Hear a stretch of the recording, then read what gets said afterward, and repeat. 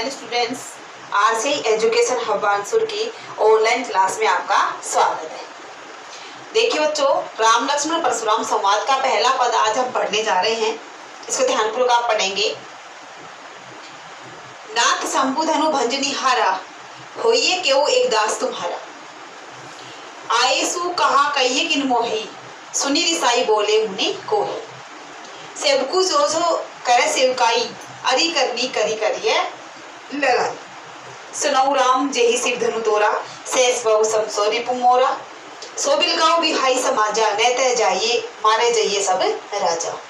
सुनी मुनि वचन लखन मुस्काने, बोले परसु धरई अवमाने। बहु धनुई तोरी लड़िकाई, कभू न ऐसी रिस किनी गोसाई। यही धनु पर ममता के हेतु सुनी रिसाई कहे रघुकुल केतु। सबसे पहले हम कठिन शब्द लिखेंगे, आप अपनी किताब में लिखिए।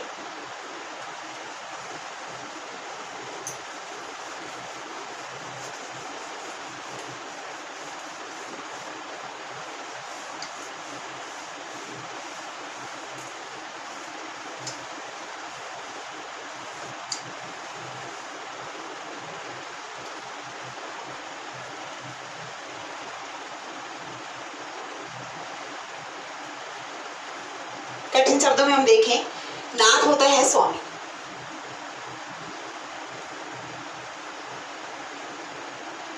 नाथ क्या होता है? स्वामी। शंभु धनु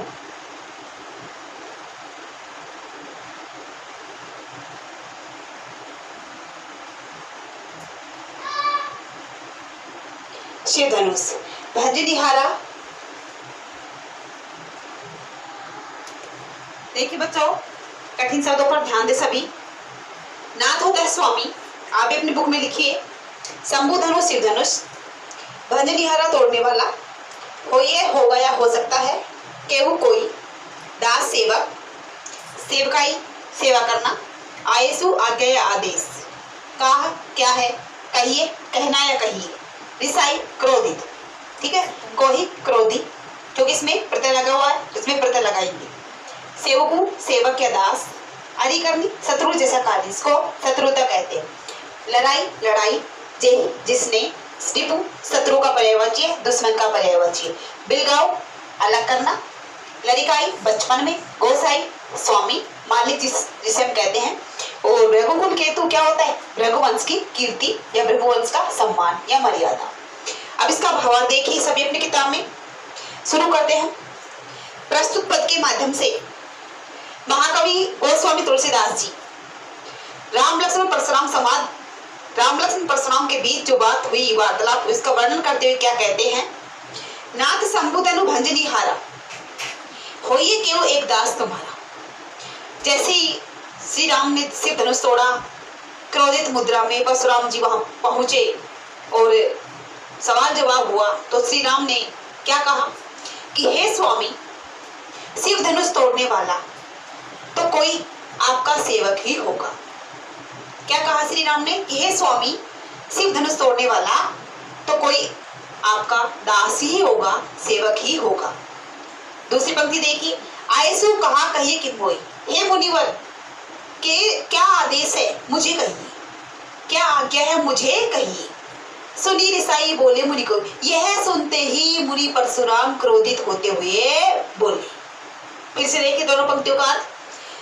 श्री राम विनम्र वचनों में क्या कहते हैं कि हे स्वामी, शिव धनुष तोड़ने वाला तो कोई आपका सेवक ही होगा। हे मुनिवर, क्या आदेश है मुझे कहिए, क्या आज्ञा है मुझे कहिए, मुझे बताइए। यह सुनते ही परशुराम जी क्रोधित होते हुए बोले। क्या बोले? सेवकु सो जो करे सेवकाई, कि सेवक वही होता है जो सेवा करे। सेवक वही होता है जो सेवा जैसा कार्य करे। अरे करनी करी करी लड़ाई, यहाँ शत्रु जैसा कार्य करके लड़ाई की है। यहाँ सेवक जैसा कार्य नहीं किया। कैसा कार्य किया है? शत्रु जैसा कार्य करके क्या कर दिया है? लड़ाई की है। सुनऊ राम जेहि शिव धनु तोड़ा। अभी तक उसे पता नहीं था कि श्री राम ने ही शिव धनुष तोड़ा है, वो भ्रम में था। सुनऊ राम जेहि शिव धनु तोड़ा। परशुराम क्या कहते हैं कि हे राम सुनो, जिसने भी शिव धनुष तोड़ा है, सहस वाहु समसौरी कुमोरा, वह को तोड़ने वाला सहस बहु राजा के समान मेरा क्या है? शत्रु है। कि जिस प्रकार से मैंने अपने फरसे की सहायता से, अपने कुठार कटोरे की सहायता से सहस्रबाहु राजा की भुजाओं को काटा था, ठीक है, उसी प्रकार मैं किसको काट दूंगा? शिव धनुष तोड़ने वाले को काट दूंगा। क्योंकि जो मुनि परशुराम था वो रघुवंश से था, ब्राह्मण वंश से था और क्षत्रिय विनाशक था, क्षत्रियों का नाश करने वाला। हे राम सुनिए, जिसने भी शिव धनुष तोड़ा है वह सहस्रबाहु राजा के समान मेरा क्या है? शत्रु है। सो बिलगाओ बिहारी समाजा, नैते मारे जहिए सब राजा। ध्यान से पढ़ना, या तो उसे समाज से, समाज कौन सा? राजाओं का जो समाज था उसको समाज कहा गया जहाँ बहुत से राजा बैठे गए थे। या तो उसे समाज से अलग कर दीजिए, नहीं तो सबके सब राजा मारे जाएंगे। इसे कहते हैं गेहूं के साथ घुन पिसना। सुनी मुनि वचन लखन मुस्काने। ये बात कौन सुन रहा था? लक्ष्मण सुन रहा था। मुनि के वचन सुनकर लक्ष्मण मुस्कुराने लगा। क्यों? क्योंकि वो वाक्पटु था, चंचल था, चालाक था। मुनि के वचन सुनकर लक्ष्मण मुस्कुराने लगा। बोले परशु धरे अवमानी, और परशुराम का अपमान करते, परशुराम को अपमानित करते हुए बोलने लगा। अपमानित मतलब छोटा जब बड़ों के सामने बोलता है तो बड़ों का क्या हो जाता है? अपमान हो ही जाता है। क्या कहा लक्ष्मण ने? बहु धनु ही तोरी लड़िकाई। हे मुनिवर, हमने बचपन में बहुत से धनुष तोड़े हैं, क्योंकि उनका प्रिय खेल ही था तीर चलाना। हे मुनिवर, हमने बचपन में बहुत से धनुष तोड़े हैं, परंतु कबू ने ऐसी रिस्की नहीं वो सही। हे स्वामी, उस समय किसी भी मालिक ने, किसी भी स्वामी ने इतना क्रोध प्रकट नहीं किया जितना कौन कर रहे हैं आप।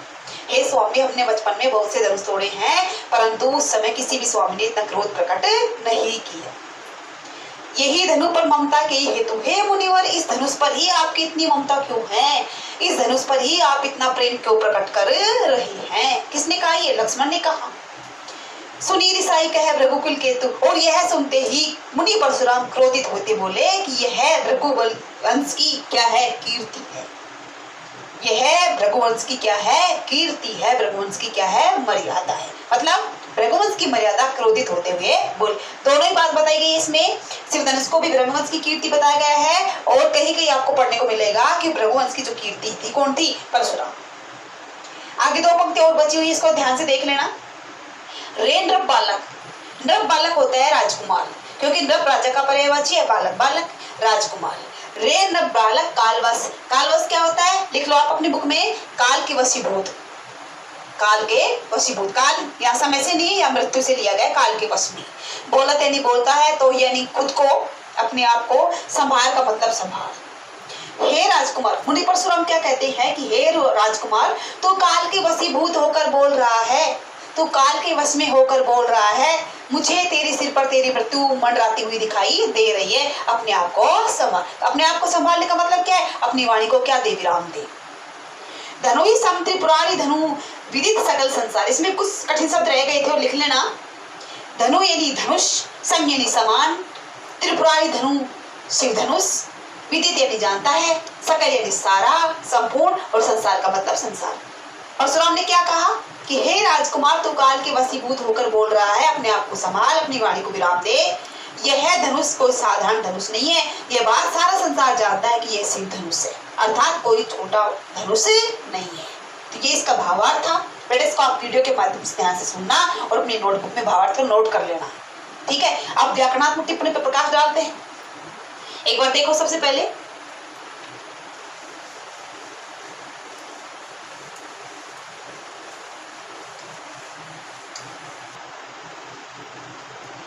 देखिए बेटा, इसमें भाषा है अवधि भाषा। कौन सी भाषा है? अवधि भाषा। क्यों? क्योंकि रामचरितमानस से लिया गया है और रामचरितमानस की रचना किसमें हुई थी? अवधि भाषा, ठीक है। दूसरा हम बात करते हैं शैली की।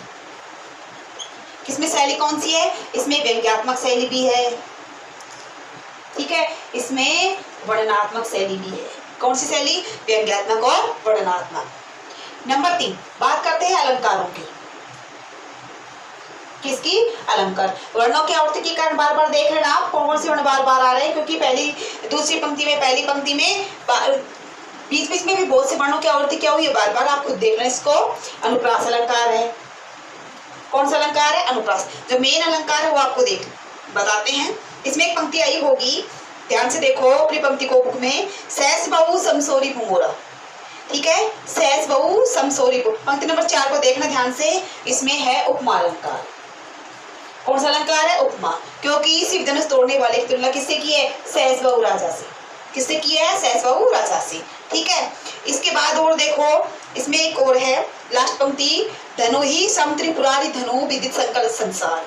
ठीक है, धनु ही सम त्रिपुरारी धनु विदित सकल संसार। यहाँ भी कौन सा अलंकार है? उपमा अलंकार। तो आप 2 बार उपमा नहीं लिखेंगे, 1 बार लिखेंगे। और इसमें रस की बात करें तो रस इसमें है, कौन सा रस है? रौद्र रस है। कौन सा रस है? रौद्र रस। ठीक है, इसका स्थायी भाव क्या होता है? क्रोध होता है। क्या होता है? क्रोध।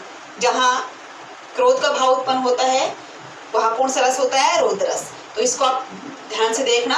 अब भाषा अवधि, शैली व्यंग्यात्मक और वर्णनात्मक, अलंकार अनुप्रास रूप अलंकार है, और रस कौन सा इसमें? रौद्र रस। ठीक है, बाकी जो दूसरा शेष जो पद है उनकी चर्चा अगली क्लासों में करेंगे। Thanks class.